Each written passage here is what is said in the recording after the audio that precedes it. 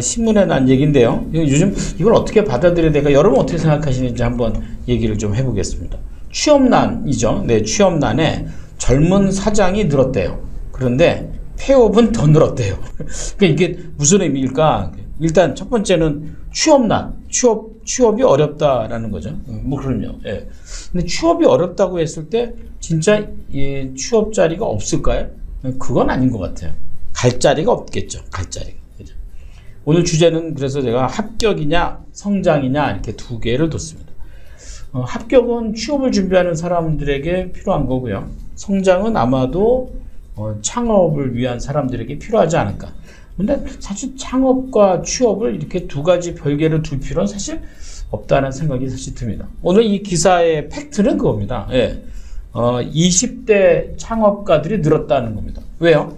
그러니까 이 기자의 눈에는 취업이 힘들기 때문에 많은 청년들이 창업 시장에 들어갔다라고 생각합니다. 근데 저는 좀 그렇게 생각하지 않습니다.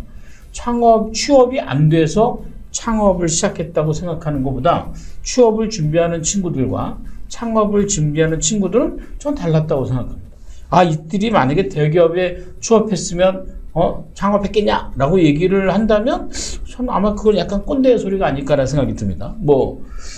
취업이 안 됐어도 창업을 하지 않았을까? 아니, 취업이 됐어도 창업이 되지 않았을까? 우린 그렇게 좀 생각을 해야 되지 않을까 생각합니다. 이 신문에 보니까 20대 창업자들이 폐업률이 20% 정도 된다고 하더라고요. 30대가 15%, 40대가 10%, 이렇게 가면 늦게 하면 늦게 할수록 폐업률이 적다, 이제 이렇게 가는 것 같은데, 그 폐업을 했다고 해서 다 실패한 건 아니죠. 예. 20대는 그 젊음이 얼마나 좋습니까? 남에게 보이는 합격, 남에게 보이는 불합격, 이게 중요한 게 아니라 본인이 본인의 성장을 위해서 무엇을 선택하는 것이 옳은가라는 관점에서 우리가 좀 함께 봤으면 좋겠습니다. 물론 합격은 좋습니다. 예, 그러나 첫 번째는 취업과 창업은 다르다라는 겁니다. 뭐가 다를까요? 하드웨어가 다릅니다. 취업을 할 때 하드웨어는 뭐가 들어가죠? 취업을 할 때 하드웨어는 이력서가 들어가죠. 자소서가 들어갈 겁니다. 그죠? 예. 이력서 쓸 건 별로 없어도 일단 써야 되고요. 자소서를 막상 쓰다 보면 참 우울해지는 게 자소서입니다. 하드웨어가 필요한 거예요. 창업할 때 뭐가 필요하죠? 창업에는 사업계획서가 필요합니다. 근데 취업을 했다고 해서 영원히 계속 그 회사를 다니는 건 아니죠. 예, 결국은 그 회사를 다니다가 결국은 어느 시점이 되면 나와서 또 다시 창업을 해야 되지 않겠습니까? 기본을 만약에 이렇게 축적을 한다고 했을 때 저는 20대부터 시작하는 거 좋습니다. 제일 바람직한 건 창업형 취업이라고 생각했습니다. 창업을 준비하기 위해서 취업을 한다면 더 바람직하겠죠. 네, 그래서 이 하드웨어가 좀 다른 거죠. 제가 이제 주로 얘기하는 게 이른급에서 얘기하는 게 소장농과 지주를 얘기하죠. 소장농은 시간을 파는 사람들입니다. 어디 안정된 직장에 들어가긴 했지만 자신의 꿈과는 별로 상관없이 그냥 먹고 살기 위해서 아니면 남한테 보이기 위해서 어떤 분은 그러더라고요. 결혼하기 위해서. 저는 결혼하고 그 취업이 무슨 관계가 있는지 본인의 능력과는 상관없이 그러면 소장농 베이스밖에 안 되죠. 결국 인생은 지주죠. 예, 우리 땅에 내 능력에 내 강점에 내 인생을 어떻게 놓일 것인가. 예, 거기에 놓는다면 아마 취업과 창업은 좀 다르게 접근하는 게 옳지 않을까라 생각합니다. 자, 두 번째는 뭘까요? 두 번째는 지금 오늘 이제 기사에 보니까 폐업률을 자꾸 얘기해요. 폐업률이 20%다, 10%다. 폐업률은 두 번째는 뭐냐면 폐업은 실패가 아니다 이겁니다. 사업을 하다가요, 잘 안 되는 것 같아요. 그럼 어떡하죠? 빨리 접으면 되죠. 빨리 접는 게 덜 손해 보는 거죠. 그리고 또 다시 하면 되죠. 이왕이면 요즘은 지식 창업도 많이 하죠. 지식 창업은 폐업해도 돈이 별로 안 들어갑니다.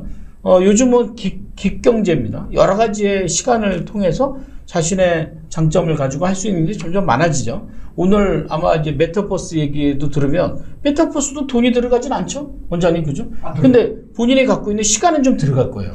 그리고 자기의 장점도 좀 발휘하게 될 겁니다. 이걸 가지고 하다 보면 아닐 수 있죠. 아니면 어때요? 아니 말고. 그리고 그 다음 단계 가야죠. 20대에 할 수 있는 건 가장 중요한 건 유연성이거든요. 그러니까 실패에 비슷한 말이 뭐냐는 거죠. 실패와 비슷한 말은 실수고요. 실수와 비슷한 말은 실행입니다.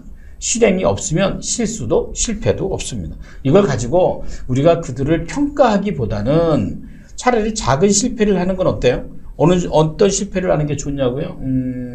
내가 감당할 수 있는 실패하면 되잖아요. 폐업했다고요? 작게 폐업하면 되잖아요. 그죠?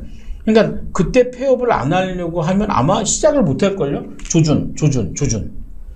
발사를 해야죠. 근데 그냥 조준만 하다 끝나는 것보다는 내가 뭔가 실패를 거듭하면서 경험을 축적하면서 다음 단계 넘어가야 되지 않을까라고 생각합니다. 그리고 오늘 주제가 이제 합격과 성장이거든요. 세 번째는 뭐냐? 저는 오늘 이 기사를 읽으면서 그런 얘기를 해요. 예, 결국 궁극적으로 내 인생에 나만의 프로젝트를 어떻게 만들 것인가 이거죠. 어떤 프로젝트요? 성장에 대한 프로젝트입니다. 요즘 제가 좀 시간을 내서 우리 1인기업 출신 분들이 오픈 톡방을 많이 하고 계시죠? 그 오픈 톡방에 가서 제가 이렇게 강의를 좀 해드리고 있는데 요즘 이제 주제가 성장에 대한 얘기를 합니다. 2021년이 얼마 안 남았죠? 2022년은 어떤 2022년을 원하십니까? 성장하는 한 해가 됐으면 좋겠다. 그럼 성장하는 프로젝트를 정해야죠. 김영환 교수가 얘기하는 성장은 어떤 걸까요? 이거는 직장도 마찬가지, 취업도 마찬가지고 창업도 마찬가지입니다. 그러니까 취업이 옳다, 창업이 옳다를 접근하기 전에 취업과 창업이 모두 성장을 기반으로 해야 된다는 거죠. 성장에 세 가지 키워드가 들어가는데 첫 번째 키워드는 성과입니다.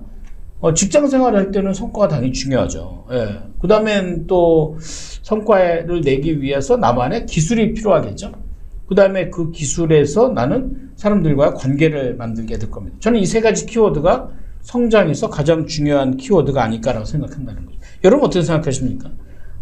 창업이냐 취업이냐를 정하기 전에 나만의 인생의 프로젝트를 어떻게 정하고 있는가. 저는 이것이 가장 중요하지 않을까 생각합니다. 오늘 취업난에 젊은 사장 응원해야 되죠. 네, 폐업이 있을 수도 있죠. 근데 폐업을 포기하지 말고 폐업에서 뭔가 새로운 것들을 만들어가는 이런 분들이 되셨으면 좋겠다는 생각이 듭니다. 제가 그 중국에 자주 가는데 중국은 보통 보면 대졸자들에게 물어보면 졸업 후의 진로가 85%가 창업입니다. 우리나라하고 많이 차이가 있죠. 그러니까 우리도 좀 그런 면에 있어서 자유로워야 된다는 생각이 듭니다. 어머님들이나 부모님들이 자꾸 뭔가를 말리는데 말리지 마십시오. 예, 잘 안 되고 잘 되고 하는 과정이 여러분들의 자녀에서 녹여놔야 강해지지 않겠습니까? 그래야 뭐 나라도 강해지고 사회도 강해지고 시대가 얼마나 많아지는데 기회가 얼마나 많아집니까? 그죠? 그러니까 그런 기회에서 새로운 뭔가의 성과를 만들어내기 위한 용기가 좀 필요하지 않을까 생각합니다. 오늘 합격이냐 성장이냐 여러분들은 뭘 선택하시겠습니까? 여러분들은 어떤 인생의 성장 프로젝트를 가지시겠습니다. 오늘 84회 경영인사이드 라이브 방송의 10분 시사 경영을 이렇게 마치도록 하겠습니다. 감사합니다. 잠시 후에 뵙겠습니다.